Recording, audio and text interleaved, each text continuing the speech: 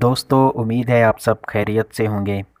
اگر آپ کو ہماری کہانی پسند آئے تو پلیز لائک ضرور کریں، اگر آپ نے چینل سبسکرائب نہیں کیا تو ضرور کریں، گھنٹی والے نشان کو دبا دیں تاکہ ہماری ہر ویڈیو کا نوٹیفیکیشن آپ کو مل سکے۔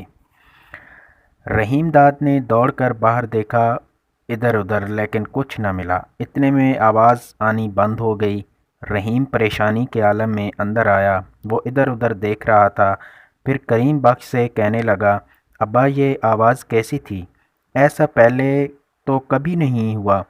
کریم بخش کے ذہن میں جادو خان کی آواز گونجنے لگی، صاحب اس گھر پر جنوں بھوتوں کا سایہ ہے، اور مولوی صاحب کی آواز بھی، اس پر کوئی جادو ٹونا ہو گیا ہے۔ کریم بخش کچھ سمجھ نہیں پا رہا تھا، وہ کیا بتائے ان کو۔ پھر اچانک اس کے ذہن میں خیال آیا، جادو خان نے عامل کا ذکر کیا تھا، صبح اس سے کسی عامل کا پتہ پوچھتا ہوں۔ اب تو شام ہو گئی ہے۔ جنت نے جھنجھوڑا، کریمے کیا سوچ رہے ہو؟ کچھ نہیں، تم آرام کرو، میں صبح کچھ کرتا ہوں۔ کریم بخش حواس باختہ سا لگ رہا تھا۔ جنت غور سے دیکھتے ہوئے، کریمے کیا بات ہے، کیا دیکھ لو گے تم؟ کچھ چھپا رہے ہو؟ کریم بخش کھڑا ہو گیا، ارے نیک بخت ایسا کچھ نہیں ہے، سو جاؤ تم، میں مولوی سے تمہارے لیے پانی دم کروا کے لا رہا ہوں۔ یہ کہتے ہوئے کریم بخش باہر نکل گیا۔ رحیم داد ماں کے قریب بیٹھ گیا، اماں تو وہم نہ کر، سو جا، سب ٹھیک ہو جائے گا۔ جنت نے دوپٹے سے اپنے سر کو باندھا اور چارپائی پر لیٹ گئی۔ بیٹا کوئی بات ضرور ہے، کوئی بات ضرور ہے، تیرے باپ کے ساتھ زندگی کا ایک حصہ گزار چکی ہوں، بڑی مشکلیں دیکھی ہم دونوں نے، آج تک کریمے کو اس قدر پریشان نہیں دیکھا۔ وہ ہر بات مجھ سے کرتا ہے، مشورہ لیتا ہے، لیکن اب لگتا ہے اس نے کوئی ایسا فیصلہ کر لیا ہے جس کا مشورہ اس نے مجھ سے نہیں کیا۔ رحیم داد ماں کا سر دباتے ہوئے، ارے اماں تیری بیماری کی وجہ سے پریشان ہے اور کچھ نہیں، تو بھی تو ایک بات کے پیچھے پڑ جاتی ہے، اماں تو ابے کو پریشان نہ کیا کر۔ جنت آنکھیں بند کرتے ہوئے بولی، پتر پتہ نہیں کون کس کو تنگ کر رہا ہے اور کون ہے جو خیال رکھ رہا ہے، یہ فیصلہ آنے والا وقت کرے گا۔ ادھر کریم بخش مولوی صاحب کے پاس پہنچ گیا، مولوی صاحب کوئی پانی دم کر دیں، جنت بہت ڈری ہوئی ہے اور آج تو ہمارے گھر سے عجیب آوازیں بھی آ رہی تھیں۔ مولوی صاحب کسی گہری سوچ میں ڈوبے کریم بخش کی ساری باتیں سن رہے تھے، پھر بولے، کریم بخش میں نے تو پہلے ہی کہا تھا کوئی جادو ٹونا ہے، خیر میں رات کو وظیفہ پڑھوں گا اور پانی دم کر کے رکھوں گا، تم صبح آ کر لے جانا۔ کریم بخش ابھی بھی تو کچھ دیں۔ مولوی صاحب اٹھے اور کہا، تم ادھر ہی بیٹھو، میں پانی دم کر کے لاتا ہوں۔ کریم بخش اپنے ماتھے پر آئے پسینے کو صاف کرتے ہوئے، جی ٹھیک ہے، میں انتظار کرتا ہوں۔ ادھر جنت خاتون کو کچھ سکون ملا، رحیم داد مسلسل ماں کا سر دبا رہا تھا، وہ سو گئی۔ رحیم دل ہی دل میں دعا کرنے لگا، کاش شادی انوشا بی بی سے ہو جائے۔ انوشا بی بی، انوشا مسکرائی، میرے سرتاج اب میں آپ کی مالکن نہیں ہوں، آپ میرے مالک ہو۔ انوشا بی بی مت کہا کرو، جی اچھا اب نہیں کہوں گا انوشا بی بی، میرا مطلب ہے انوشا جی۔ انوشا نے رحیم داد کے کان سے پکڑا اور کہا، صرف انوشا کیا کہو گے؟ رحیم داد، صرف انوشا، انوشا۔ اور پھر انوشا نے رحیم داد کا کان زور سے مروڑا اور آ کر صوفے پر لیٹ گئی، لیکن رحیم داد ویسے کا ویسا بت بنا کھڑا رہا اور مسکرا رہا تھا۔ انوشا حیران ہو کر، تمہیں درد نہیں ہوا؟ رحیم داد، نہیں، میری اماں صبح شام میرے کان مروڑتی ہے، اس لیے یہ کان اب عادی ہو گئے ہیں، درد نہیں ہوتا۔ انوشا قریب آ کر بولی، لیکن جب بیوی ایسی حرکت کرے تو اسے رومانس کہتے ہیں۔ رحیم داد حیران ہو کر، وہ کیا ہوتا ہے جی؟ انوشا نے ہلکا سا تھپڑ لگایا، بدھو ہو تم تو، ارے پیار کرنا، فلمیں نہیں دیکھتے؟ رحیم داد خوش ہوتے ہوئے، اچھا اچھا پیار تو ایسے ہوتا ہے، میں نے آج تک کوئی فلم نہیں دیکھی۔ انوشا نے ہاتھ پکڑ کر پاس بٹھایا۔ اچھا چلو کوئی بات نہیں، میں اپنے لیپ ٹاپ میں تمہیں اچھی اچھی موویز دکھاؤں گی۔ رحیم داد؟ جی ماں جی۔ شاباش، ارے میں تیرا ابا ہوں، ماں جی نہیں۔ کریم بخش کی اچانک آواز پر رحیم داد کا سپنا ٹوٹ گیا۔ تیری ماں کدھر ہے؟ رحیم داد نے دیکھے بنا چارپائی کی طرف ہاتھ کر کے کہا، یہ چارپائی پر جو سو رہی ہے۔ کریم بخش غور سے دیکھتے ہوئے، سو رہی ہے لیکن مجھے نظر کیوں نہیں آ رہی؟ رحیم داد نے غور سے نیچے دیکھا تو چارپائی خالی تھی اور وہ ایک اب تک خالی کمبل کو دبا رہا تھا۔ کریم بخش سخت لہجے میں، کن خیالوں میں ہو تم؟ دھیان کدھر ہے تیرا؟ اتنے میں جنت بھی آ گئی۔ ارے کیوں بیچارے کو ڈانٹ رہے ہو؟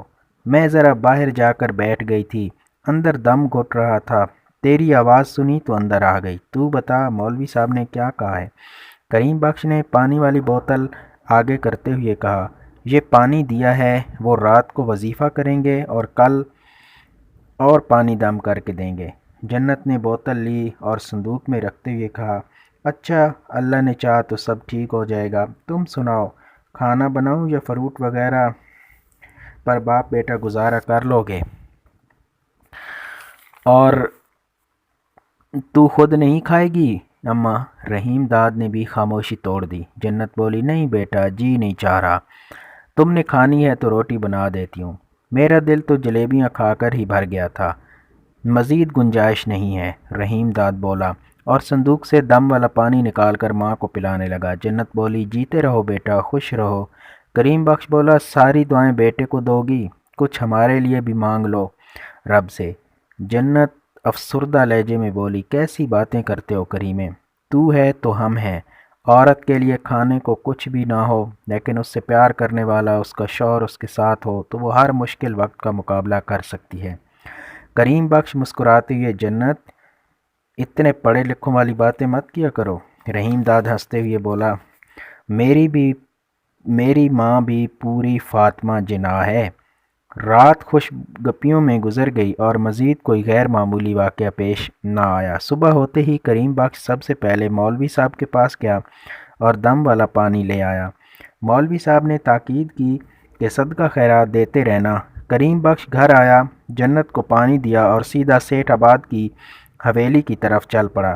جادو خان اس کو راستے میں مل گیا لیکن کریم بخش نے کہا، میں سیٹھ صاحب سے ملنا چاہتا ہوں۔ وہ حویلی کے اندر آیا۔ آج بھی اسے عزت و احترام کے ساتھ ڈرائنگ روم میں بٹھایا گیا اور چائے پیش کی گئی۔ سیٹھ صاحب کو پتہ چلا تو وہ آ گئے۔ بولو کریم بخش، کیا حال ہے؟ تمہارا کوئی فرمائش ہے تو بتاؤ۔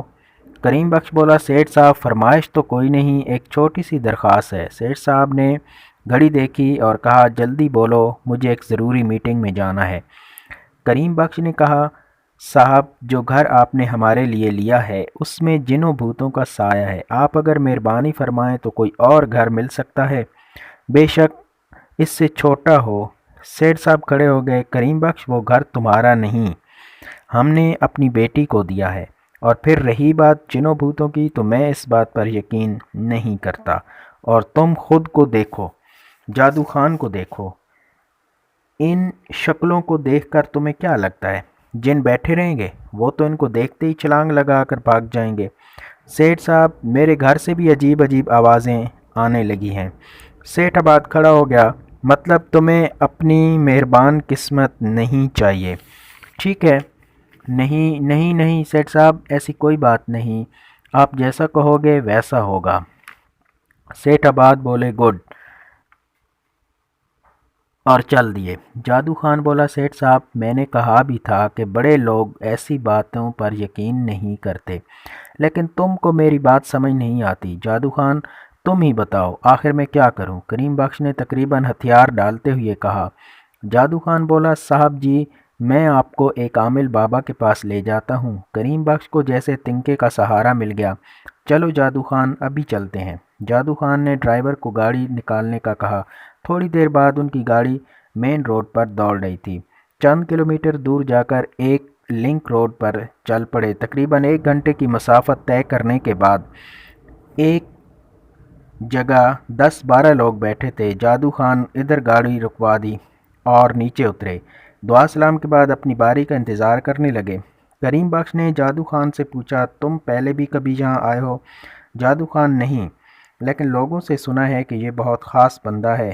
کریم بخش تھوڑی دیر خاموش رہا، لیکن اس سے خاموش نہ رہا گیا۔ اس نے ساتھ والے بندے سے پوچھا، بھائی آپ یہاں پہلے بھی آتے رہتے ہو؟ وہ شخص بولا، نہیں جی، میرا یہ دوست مجھے لے کر آیا ہے، یہ آتا رہتا ہے، میں تو پہلی بار آیا ہوں۔ کریم بخش اس کی طرف متوجہ ہوا۔ بھائی صاحب، یہ عامل بابا کیسے آدمی ہے؟ اس شخص کو تو جیسے کرنٹ لگ گیا۔ کیسی باتیں کر رہے ہو بھائی؟ عامل بابا پر شک، تیرا بیڑا پار نہیں ہوگا۔ کریم بخش اور ڈر گیا، وہ تو پہلے ہی خوف کا مارا ہوا تھا۔ اتنے میں عامل بابا نے فوراً اندر بلایا۔ کریم بخش اور جادو خان اندر گئے۔ کریم بخش ڈرا سہما ہوا تھا۔ ہاں تو کیا مسئلہ ہے تیرا؟ بابا جی، مجھے شک ہے میرے گھر پر جنوں کا سایہ ہے۔ بابا غصے سے بولا، چپ ہو جا، ہمیں اپنا حساب کرنے دے۔ تقریباً 2 منٹ تک خاموشی چھائی رہی۔ پھر بابا جی بولے، تیرے حالات بہت برے ہیں، تیرے ساتھ بہت برا ہونے والا ہے، تو نے آنے میں بہت دیر کر دی۔ کریم بخش نے بابا کے پاؤں پکڑ لیے روتے ہوئے، بابا خدا کے لیے کچھ کرو۔ بابا نے کریم بخش کو تھپ تھپایا اور کہا، فکر نہ کرو، ہم ہیں نا، بیٹھ جاؤ آرام سے، ہمیں کچھ سوچنے دو۔ بابا جی پھر 3 منٹ کی خاموشی اختیار کی اور بولے، 10,000 دینے پڑیں گے، کل ہم تیرے ساتھ آئیں گے اور سارے جنات تیری آنکھوں کے سامنے اپنی قید میں کریں گے۔